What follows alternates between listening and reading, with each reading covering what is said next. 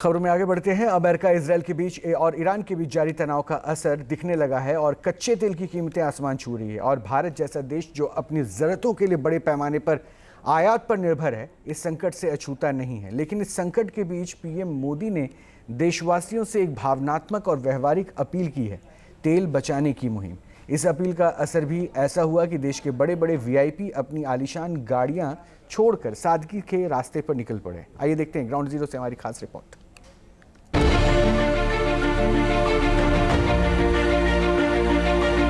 PM Modi की एक appeal और देश भर में शुरू हो गई तेल बचाने की मुहिम। पीएम मोदी ने कहा, तेल संकट से पूरी दुनिया जूझ रही है। कच्चे तेल की कीमत आसमान छू रही है। देश के विदेशी मुद्रा भंडार पर बोझ बढ़ रहा है।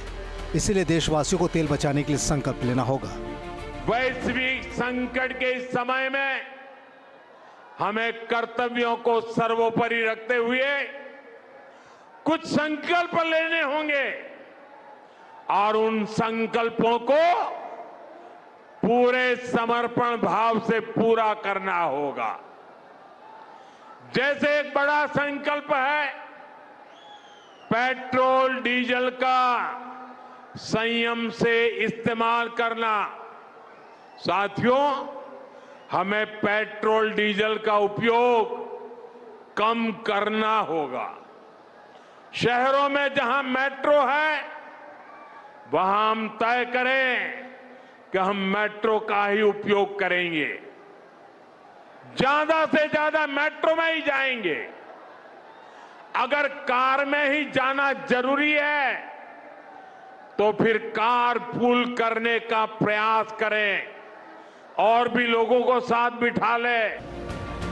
पीएम मोदी की इस अपील का असर अब जमीन पर दिखने लगा है।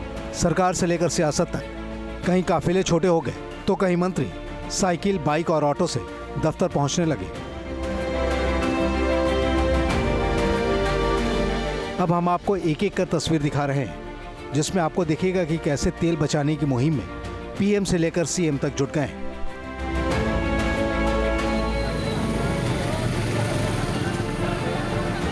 पीएम मोदी ने सिर्फ अपील नहीं की, बल्कि खुद भी उसी राह पर चल पड़े।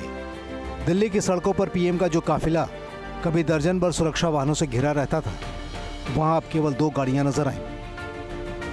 एसपीजी प्रोटोकॉल को बरकरार रखते हुए गैर जरूरी गाड़ियों को हटाकर पीएम ने शीर्ष से होती है।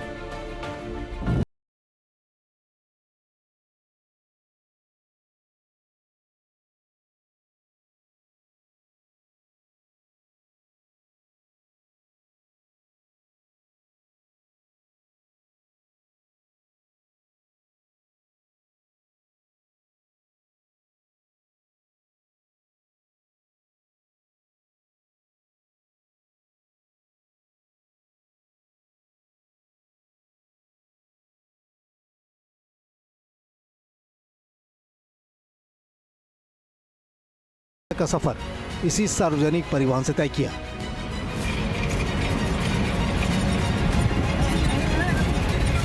प्रधानमंत्री श्री नरेंद्र मोदी जी ने अपील की है कि नागरिकों को सब प्रेरणा से पेट्रोल और डीजल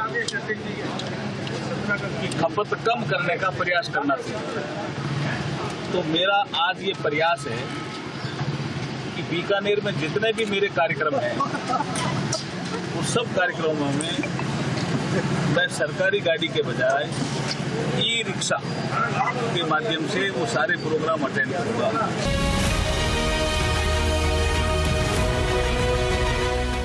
मुंबई के भारी ट्रैफिक और वीआईपी कल्चर के बीच महाराष्ट्र के सीएम देवेंद्र फडणवीस एक अलग अंदाज में दिखे। वे अपनी लग्जरी गाड़ियों को छोड़कर बुलेट पर सवार होकर विधान भवन पहुंचे।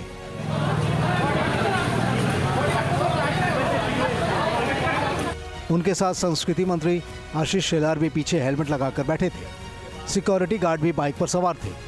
इस दौरान मुख्यमंत्री ने बताया कि सरकार ने अपने काफिले छोटे कर दिए हैं और पुलिस से भी इसे कम करने का आग्रह किया गया है। सीएम फडणवीस ने मंत्रियों और अधिकारियों को ऑनलाइन बैठक करने को कहा है। आज एक मैं ऐसा कह सकता हूं कि मैं जो मोटरसाइकिल से यहां आया तो इस जो निर्णय है, इस निर्णय को समर्थन देने के लिए और जब हम ऐसा करते तो ज्यादा से ज्यादा लोगों तक ये चीजें पहुंचती है। इसलिए मैं यहाँ पर मोटरसाइकिल से आया हूँ और हम लोगों ने बहुत निर्णय किए हैं किस प्रकार से हम लोग देश का पैसा बचा पाए, इसका प्रयास किया है। सभी के जो विदेश दौरे हैं उसको समाप्त कर दिया गया है। बड़े बड़े कार्यक्रम अब हम नहीं लेने वाले। कल का एक कार्यक्रम हमारा पूर्व नियोजित था सातारा में, वो एक प्रकार से अगले 6 महीने में आखिरी बड़ा कार्यक्रम होगा। इसके बाद हम बड़ा कार्यक्रम नहीं करेंगे।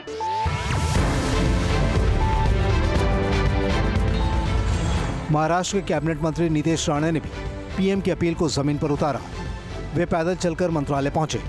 उनका कहना था कि पैदल चलना न केवल देश का तेल बचाना है, बल्कि ये सेहत के लिए भी एक बेहतर विकल्प है।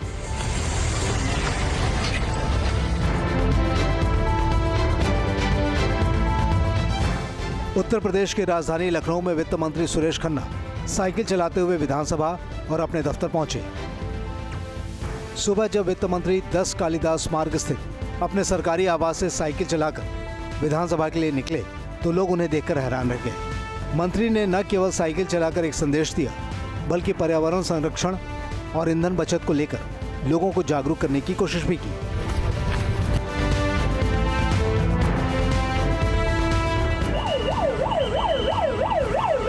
पीएम मोदी की अपील का असर ये हुआ कि हरियाणा के सीएम नायब सिंह सैनी का काफिला भी छोटा हो गया।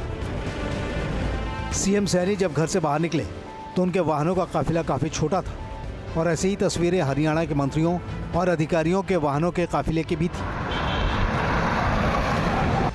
यहाँ तक कि कई मंत्री तो गाड़ी छोड़कर साइकिल पर सवार होकर सफर करते नजर आए।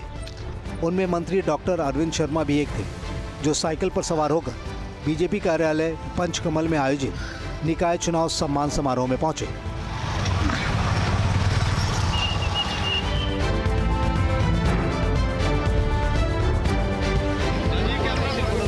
ये तस्वीरें भी आपको हैरान कर सकती हैं।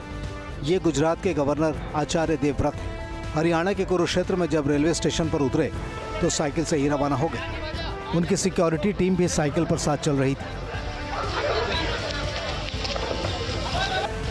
राज्यपाल आचार्य देवव्रत ने रेलवे स्टेशन से करीब 3 किलोमीटर दूर तक साइकिल चलाई और गुरुकुल कुरुक्षेत्र पहुंचे।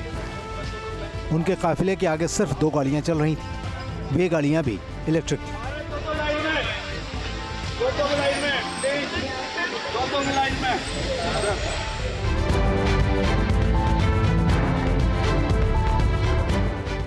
दिल्ली की मुख्यमंत्री रेखा गुप्ता ने भी पीएम मोदी की अपील को जमीन पर उतार दिया है। उन्होंने अपने काफिले को 60% तक कम कर दिया है। अब मुख्यमंत्री के काफिले में केवल 4 गाड़ियां हैं, जिनमें से 2 इलेक्ट्रिक हैं। रेखा गुप्ता ने कई बड़े ऐलान भी किए। उन्होंने बताया कि दिल्ली के सभी सरकारी दफ्तरों में हफ्ते में 2 दिन वर्क फ्रॉम होम रहेगा। प्राइवेट दफ्तर से भी वर्क फ्रॉम होम अपनाने की अपील की जाएगी।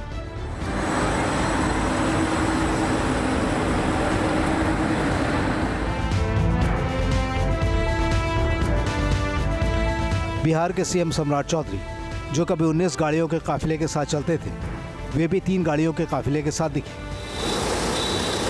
बिहार सरकार के मंत्री भी कार पुल कर दफ्तर पहुंच रहे हैं। जेडीयू दफ्तर में कुछ ऐसा ही नजारा दिखा जब बिहार सरकार के मंत्री अशोक चौधरी और श्वेता गुप्ता गाड़ियों का काफिला छोड़कर एक गाड़ी से जेडीयू दफ्तर पहुंचे।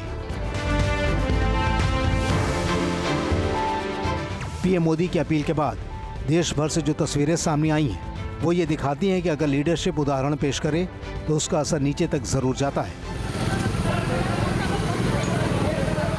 अब बारी है हमारी और आपकी, ताकि वैश्विक संकट का मुकाबला आसानी से कर सकें। अब से डीडी फ्री डिश की चैनल नंबर 57 पर देखिए न्यूज नेशन।